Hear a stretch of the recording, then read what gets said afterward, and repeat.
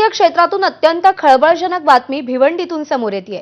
चंद्रपूर महानगरपालिका निवडणुकीत काँग्रेसकडे सर्वाधिक नगरसेवक असतानाही तिथे काँग्रेसच्या अंतर्गत वादामुळे आणि ठाकरे सेनेला फोडून भाजपने सत्ता काबीज केली। आता अगदी अशीच परतफेड भिवंडीमध्ये करण्याच्या तयारीत काँग्रेस असल्याचं दिसतंय। भिवंडीत सुद्धा काँग्रेसकडे सर्वाधिक म्हणजे 30 नगरसेवक आहेत। आता भाजपचा एक गट फोडून भाजपच्याच 9 नगरसेवकांना काँग्रेसने सोबत घेत सत्ता स्थापनेची तयारी केली आहे। काँग्रेस प्रणित भिवंडी सेक्युलर फ्रंट सोबत भाजपमधील 9 नगरसेवकांचा फुटीर गट जातोय। त्यामुळे आता यावर भाजप नक्की काय करणार हे सुद्धा पाहावं लागेल, कारण भाजपने तिथे एकत्रित गटाची नोंदणी केल्यानंतर ही फूट झाली आहे। या फुटीर गटाचं नेतृत्व ऐन निवडणुकीआधी भाजपत आलेले नारायण चौधरी करत असल्याचंही कळतंय।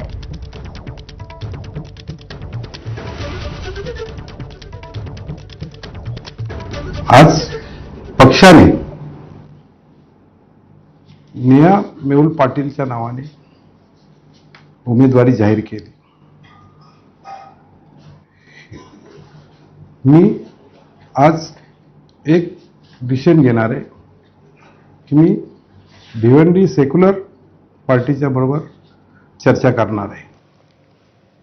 दरम्यान भिवंडीत सुरू असलेल्या चर्चांवरती काँग्रेसचे प्रदेशाध्यक्ष हर्षवर्धन सपकाळ काय म्हणालेत तेही पाहूया। भिवंडीमध्ये सर्वात मोठा पक्ष हा काँग्रेस त्या ठिकाणी आहे। आमचे 30 नगरसेवक भिवंडीमध्ये निवडून आलेले आहेत आणि बहुमताला लागणारा जो 46चा आकडा आहे यापासून आम्ही 16 मतं दूर आहोत। यामध्ये तुतारी चिन्हावरील शरद पवार साहेबांच्या राष्ट्रवादी पक्षाचे 12 नगरसेवक आमच्यासोबत आल्यामुळे आम्ही सोबत असल्यामुळे आता 42 वर गेलोय। मात्र अद्यापही आम्हाला 4-5 पावलं पुढे जाण्याची आवश्यकता आहे आणि ज्यांनी या महाराष्ट्राचं पूर्ण वाटोळं केलं अशा कोणत्याही लोकांसोबत जाणार नाही अशी आमची भूमिका होती। त्यामुळे काही अपक्ष काही इतर पक्ष यांना सोबत घेण्याची आमची एकंदरीत एक परिस्थिती आणि आम्ही वाट पाहत होतो। मात्र कोंडी झालेली होती हे खरं आहे। आम्ही 42 वरून पुढे सरकत नव्हतो। म्हणा ऐकत आलोय की जो दुसऱ्यासाठी गड्डा खोदतो तो स्वतः त्यामध्ये पडत असतो। आता भाजपची वेळ भरत आलेली आहे आणि आता या कायद्याचा गैरवापर करून जो बोथट केला त्यामुळे आता तेच त्या गड्ड्यात पडतील हे येणाऱ्या काळात वारंवार आपल्याला दिसत राहील। भाजपच्या पाठिंब्यावर कुठे बसतोय? भाजप फुटली। जी ब्रेकिंग न्यूज आहे ती भाजप लोकांचे पक्ष फोडत होती, आता भाजपत उभी फूट पडली आहे। भाजपला फोडलं। भाजप फुटली हाच महत्वाचा आहे। कोणी फोडली हा काही फोटाफोटीचं श्रेय घेण्याचा भाग नाही।